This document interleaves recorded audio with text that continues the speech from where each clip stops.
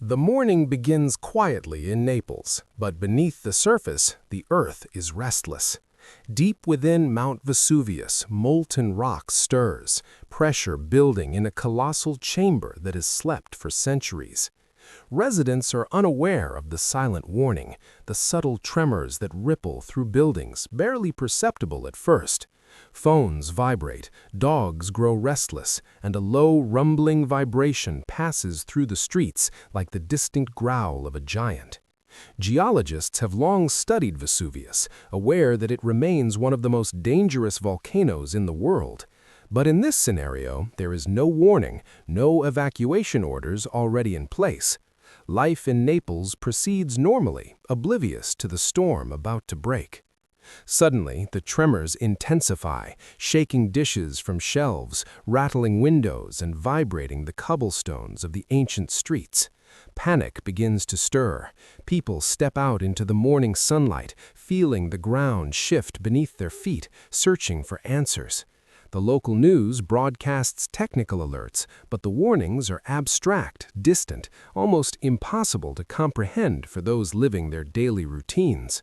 Within minutes, the deep growl escalates into a deafening roar, a prelude to the eruption. From the summit of Vesuvius, a massive column of ash and smoke surges skyward, piercing the atmosphere in a towering gray column. The sun dims as the ash cloud spreads, casting the city into an eerie twilight, even as the midday approaches. In the streets, traffic grinds to a halt. Cars collide as drivers panic, horns blaring and engines stalling under the weight of confusion. People abandon vehicles, running toward higher ground or seeking shelter wherever they can.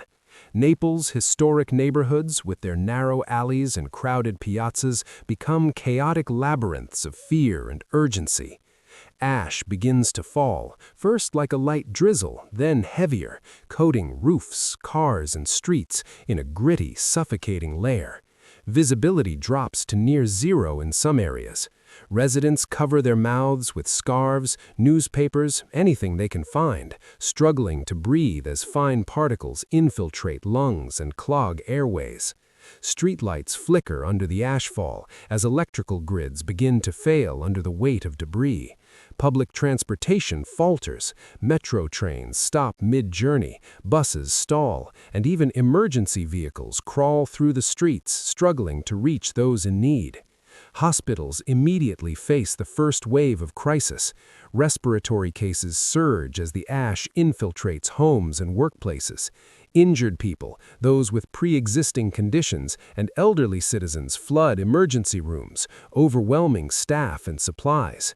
Firefighters attempt to respond to structural fires caused by lightning strikes or short circuits triggered by the ash, but the scale is unprecedented. Helicopters hover above the city, struggling to maintain visibility in the thick, choking haze. The entire city is enveloped in a gray pall, the ancient streets of Naples transformed into a landscape of chaos reminiscent of scenes from Pompeii nearly 2 millennia ago. Meanwhile, Vesuvius's eruption intensifies. Rivers of incandescent lava begin to flow down its slopes, invisible from the city at first, but deadly for anyone in its path. Pyroclastic flows, deadly mixtures of superheated gas, ash, and rock, begin racing down the mountainside. They move faster than any human can run, obliterating everything in their path. Suburban towns, small villages clinging to the base of the volcano, are immediately in grave danger. Evacuation efforts in these areas are frantic and largely improvised. Families scramble to reach the designated shelters, many of which are already overcrowded or inaccessible due to blocked roads. Authorities implement emergency protocols, urging residents to move inland and away from the volcano, but the scale of the eruption makes coordinated evacuation nearly impossible. Panic spreads like wildfire. Emergency sirens wail, but they are drowned out by the roar of the volcano and the sound of collapsing rooftops. Schools, offices, and hospitals become temporary refuges, though none are fully equipped for the magnitude of this disaster. Communication networks falter as cell towers succumb to ash and debris, cutting off the lifeline of information that could have guided residents to safety. In the first hours, Naples port, a critical lifeline for evacuation, is clogged with abandoned vehicles, stranded ships, and desperate citizens. Rescue vessels attempt to navigate through ash-choked waters, but strong winds and falling pumice make the journey treacherous. Meanwhile, in the city's historic center, the centuries-old architecture struggles under the weight of volcanic debris. Roofs collapse, ancient frescoes and monuments are obscured or destroyed, and priceless heritage is at risk. Streets that have existed for thousands of years become rivers of mud and ash, making movement nearly impossible. As darkness falls under the thick ash cloud, temperatures drop dramatically. Night in Naples becomes a smoky, suffocating twilight. People huddle together in buildings or makeshift shelters, trying to conserve warmth and air. The eruption continues unabated. Lava flows advance at the horizon, casting a fiery glow on the ash-laden clouds above. From a distance, the city looks almost otherworldly, a landscape between life and death, familiar yet terrifyingly alien. Social media, for those who can still access it, becomes a double-edged sword. Videos and images spread quickly, showing the eruption's scale, the chaos on the streets, and the destruction of homes. While some information helps people locate safe routes, misinformation spreads just as rapidly, leading some to make dangerous choices. Amid this technological noise, human resilience begins to emerge. Volunteers help the elderly, neighbors share supplies, and first responders risk everything to reach those trapped or injured. By the end of the first day, the scale of the disaster is unimaginable. Naples, a city that has thrived for centuries on the slopes of Vesuvius, is enveloped in ash, fire, and panic. Entire neighborhoods have been evacuated or destroyed. The eruption has rendered the familiar cityscape unrecognizable. Comparisons to Pompeii become unavoidable, but this time modern technology and infrastructure offer some advantage. Shelters, emergency operations, and medical facilities, while overwhelmed, provide glimmers of hope in a sea of devastation. The eruption's impact extends beyond Naples. Surrounding towns and the Campania region face catastrophic consequences. Roads and railways are impassable, cutting off escape and aid. Farms are buried under ash, disrupting food supply. Airports close, and the region's economic life grinds to a halt.